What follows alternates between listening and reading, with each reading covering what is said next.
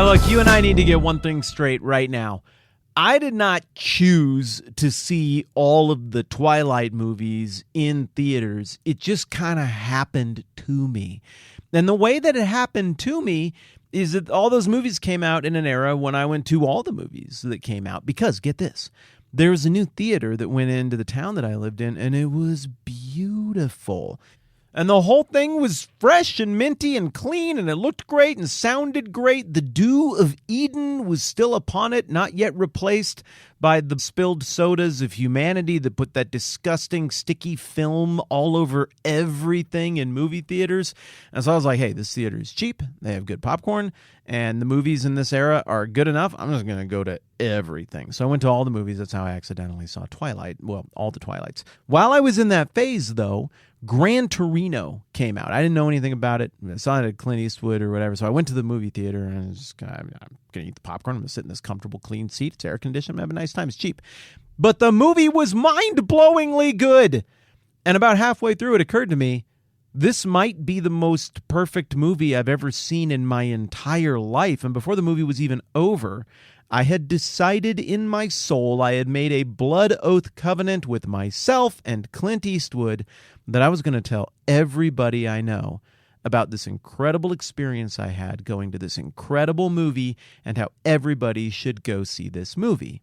Now look, all the Twilight stuff aside here, I think every single one of us can relate to that story. We've seen something that was so amazing, so incredible, so beautiful, so moving, so perfect a fit, lock and key for who we are and what it is that we had to tell other people about it because we wanted to give away the thing that we had received for ourselves. It's human nature. It's what we do. Likewise, we just got done the last 3 days of you and I hanging out, looking at a story, just cold, that has been around for a real long time. It's the story of Jesus. We looked at the story of what happened when he showed up, and he lived life the way he lived life, and he taught the things he taught, and he broke the laws of time and space, and he demonstrated himself, God demonstrated him, to be the promised king who will reign on the throne of David forever over this kingdom that has all the values that all stupid politics aside, all dumb church hurt and weird things said in the name of God aside, all of it aside, he advocated for a kingdom that has all the values that you and I, at the deepest level of who we are and what we were built for, want. And there were 12 dudes who had a front row seat for that. One of those dudes ended up hanging himself and he went away after he sold Jesus out. That was Judas. But the other 11, they watched Jesus walk into the hive of scum and villainy of Jerusalem, voluntarily lay down his life by going to the cross after a sham of a trial. He could have pulled himself off of the cross. The guy already demonstrated he can break all the laws of time and space. He can break the wood of a cross with his brain. He can interrupt a crucifixion if he wants to, but he didn't. He stayed up there just like he said he was going to do. And then they saw him come back to life also, just like he said he was going to do. And then they hung out with him for a tremendous amount of time after that before they watched him physically ascend into heaven. Now, on his way out the door, Jesus said that it wasn't for them to know the day or the hour when all things were going to get sorted out and history was going to get resolved and there was going to be a big reckoning, but it was up to them to be Jesus' witnesses in Jerusalem, Judea, Samaria, and to the ends of the earth. Now, that sounds very intimidating on the surface, right? Like you're one of these 11 guys. Your leader just got executed by the most powerful empire in the history of the world. You're not really well educated. Like, this is going to be pretty freaky and pretty intimidating, but go back to that impulse about Gran Torino and why I had to tell everybody about it, including you. If you think about it, I also had to tell you about it. You really should go see Gran Torino. Think back to that impulse when you felt it. It's a very powerful impulse. And like the stuff we're talking about like, a great movie. These guys saw something that turned their entire understanding, everybody's understanding of reality, of life, death, time, age, guilt, atonement, forgiveness, God, what happens when you die. It turned all of that on its head, and they had physical, tangible proof put in front of them again and again and again and again and again. Look, if I'm going to go to the mat for a Clint Eastwood movie named after a car that was a measly 2-hour experience, how much more so were these guys going to go to the mat for the Jesus thing? Were these guys going to say, who cares if we're not the most well-educated people in the world. Who cares if we don't know how everything is exactly going to work out in the short term? Who cares if people are going to get mad? We have to tell everybody about this thing, both because Jesus said to do it and because it's the truest, realest thing ever. Everything else is faking it. Everything else is claiming to be true and real. Everything else is an advertisement. Everything else is a sales pitch with a little bit of truth mingled with a whole lot of gamesmanship, but not this Jesus thing. They saw it with their own eyes. That is real, real, truly real, the truest and the realest. And so, yeah, Jesus told them to do it, but also I don't think they could help but do it. So the plot of the next part of this story is you and I imagine that we're just being dropped into this for the first time and we're journeying from the end of the Old Testament up to Galatians.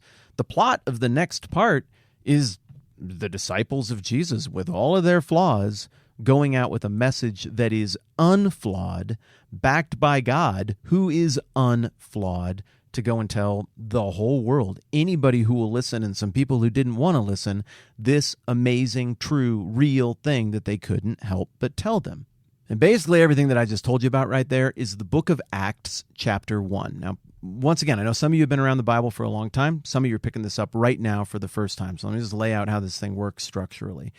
In the Bible, you got the Old Testament, which are basically the Jewish, the ancient Hebrew scriptures. There are prophecies in there. There's poetry and art in there. There's wisdom literature like Proverbs in there. There's a whole bunch of history and narrative stuff in there. There's recitation of ancient laws in there. All of it fits together to tell this cohesive story of God's redemptive plan and of how humanity cannot redeem itself. By the time you get to the end of the Old Testament, everything you could ever dream up to solve the human problem of time and age and death and failure and the fact that you can't go back and unmake mistakes that you've made in the past, all of that is begging for a solution, but none of that has been solved in the Old Testament. It looks like you're going to need somebody who's exactly like Jesus to come along, who perfectly fits, lock and key, into the whole problem set up by the bigger part of the Bible, which is the Old Testament. And so the first 4 books of the New Testament are 4 accounts that line up very neatly of Jesus' life and his role as the centerpiece, the chief cornerstone of God's redemptive plan. Now, each of those books is written to a different audience because remember, like we've been saying all along, the Old Testament is pretty much just a Jewish thing. There were a lot of people groups back then in the ancient world who had their own sacred texts or scriptures or traditions that were ethnically isolated to just that particular people group. Those haven't stood the test of time. But the one that was hitched to the Jewish people has stood the test of time. Well, I believe, as somebody who thinks that the actual God of all things is behind the Bible, I think it stood the test of time because God has made it stand the test of time, because God has sustained his chosen people, the Jewish people, even through all of the ups and downs of that very long history. But also, I think that the Old Testament has stood the test of time because the whole thing has always pointed to it from the very beginning being bigger than just a local ethnic religion with a local ethnic patron deity. The vision has always been bigger than that. The vision has always been, dating all the way back to the book of Genesis and the very first formation of this people group, the plan has always been for God's blessing to go to all the nations, the whole world that is, through them. And so the fact that the first 4 books of the New Testament are all written to different people groups and all tell the story of Jesus, each emphasizing a different theological theme that would matter the most to answer the pertinent questions to each of those 4 groups, even the structure of the first 4 books of the New Testament, we call them together the Gospels, even that structure is communicating theology, is communicating something about what the Bible is doing and what God is doing. This is going beyond a local, ethnocentric, patron God, ancient Near Eastern religion, and it's going to the whole world. This is where the thing is going prime time, and it's being made abundantly clear. This isn't just another one of these little local gods that'll come and go and just gets a nickname for a while. When we're talking about the God of the Old Testament and the God of the New Testament, who's the same God, we're talking about the God, the first cause, the sustainer of existence, the initiator of existence, the one who ultimately is in charge of things like justice and redemption, the one who ultimately writes all the rules of what is good and bad and what is moral and what is right and what is order and what is chaos. We're talking about the God.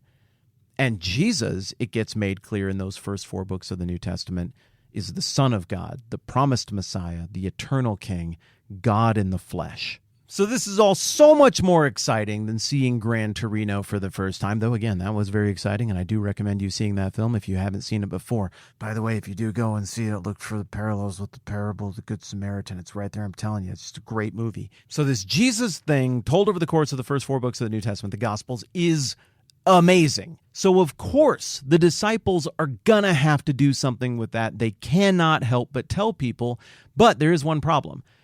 Telling people things is hard, and just because you want to make a movement out of something doesn't mean it's going to work.